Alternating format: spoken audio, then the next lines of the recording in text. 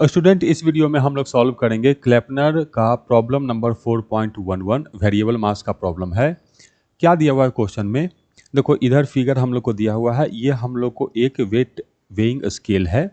इस पर कुछ वजन रखेंगे तो हम लोग को शो करेगा कि हाँ भाई कितना इसका वजन है, और इसके ऊपर एक चेन रखा हुआ है। देखो क्या क्वेश्चन है, a chain of mass M, chain का टोटल मास कैपिटल एम है, उसका लेंथ हम लोग को एल दिया है, is suspended vertically with its lowest end touching a scale. अच्छा, तो हम लोग को इस तरह का सिचुएशन दिया हुआ है। ये जो वेइंग स्केल है, तो यहाँ पर हम लोग को चेन जो है कुछ इस तरह से रखे हुए शुरू में,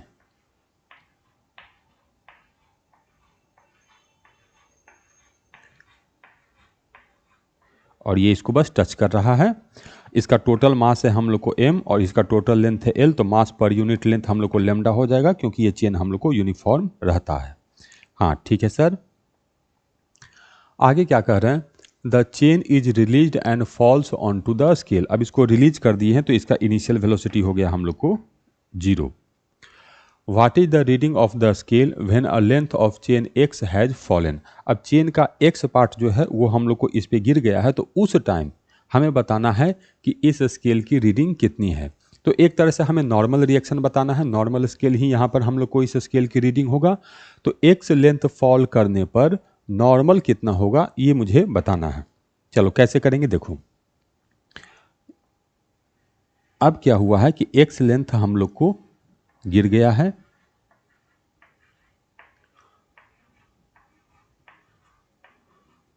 तो ये ऐसे करके होगा, और बाकी चेन जो होगा वो हम लोग को यहाँ पर होगा।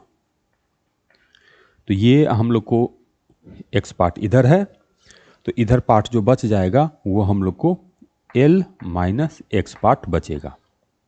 हाँ सर, ये तो ठीक है, ऐसे समझ में आ रहा है। अब इसको कैसे बनाएंगे, जब मैं इस चेन को रिलीज करूंगा तो इसका u 0 है, लेकिन कौन सा u? अगर मैं चेन के इस लिंक को देखूं तो इसका भी u 0 है, अगर मैं चेन के इस लिंक को देखूं तो इसका भी u 0 है, इस लिंक को देखूं तो इसका भी 0, इस लिंक सब लिंक का u हम लोग को इस टाइम 0 है।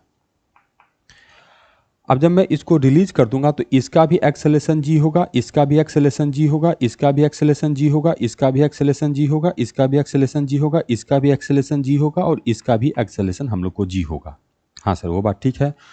तो टी टाइम में ये वाला जो लिंक है, टी टाइम में ये वाला लिंक है, इसको देखेंगे तो ये half g t square distance नीचे जाएगा, और इस लिंक को देखेंगे तब तो टी टाइम में इसका भी इनिशियल वेलोसिटी 0 है, इसका भी जी सेम है, तो टाइम टी में ये भी हम लोग को half g t square distance ही नीचे जाएगा।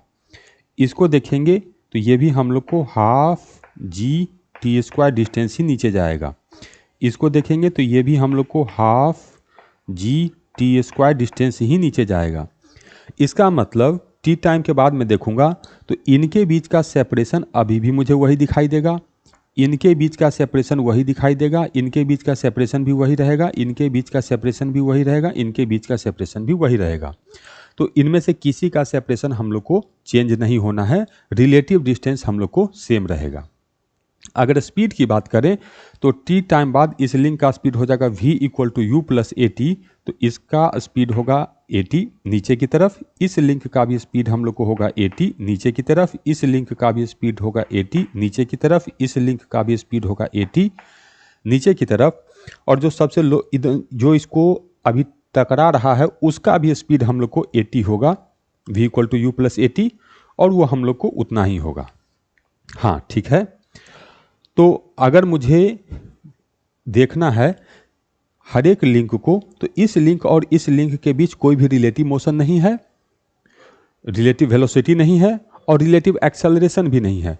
इसका मतलब ये वाला चेन इस चेन को पुश नहीं कर रहा है, ऐसा नहीं है कि ऊपर वाला चेन इस चेन को धक्का दे रहा है, ऐसा कुछ नहीं है।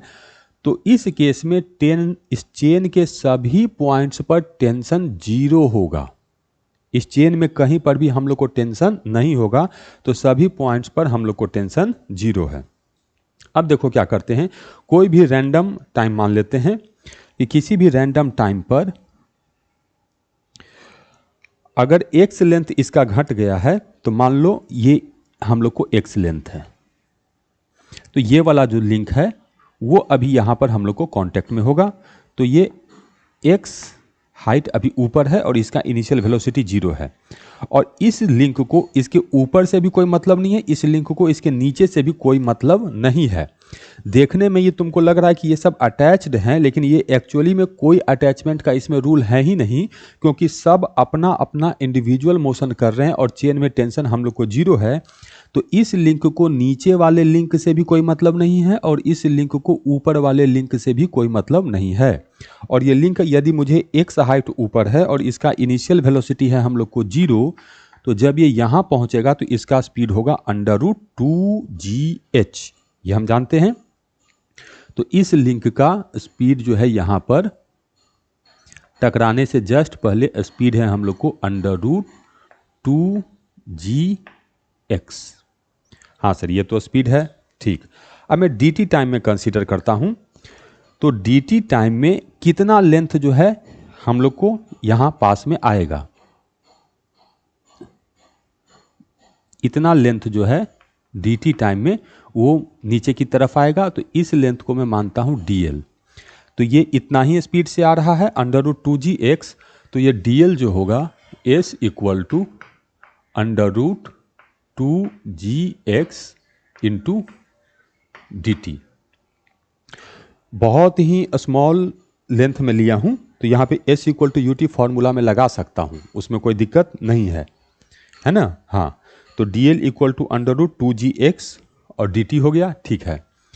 तो इस लेंथ का मास कितना होगा, तो इस लेंथ का अगर मैं देखूँ मास, तो कितना मास जो है हम लोग को इस प्लेट से आके टकराया है, तो वो हो जाएगा हम लोग को लैम्डा dl। तो dt टाइम में इतना मास हम लोग को टकराया है।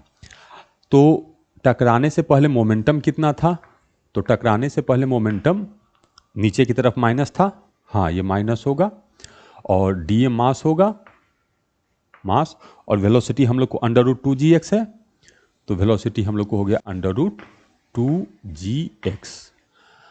अब dm को लिखेंगे तो लैम्डा, यहाँ गलती हो गया, लैम्डा dl होगा, हाँ लैम्डा dl। तो ये आ गया हम लोग को minus lambda into 2gx, lambda into 2gx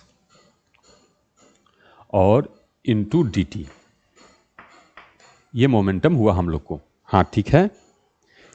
अब टकराने के बाद ये तो हम लोग को रुक गया, तो फाइनल मोमेंटम हो गया हम लोग को 0। तो फाइनल मोमेंटम 0, तो मोमेंटम में जो चेंज आया ये हो गया हम लोग को फाइनल माइनस इनिशियल।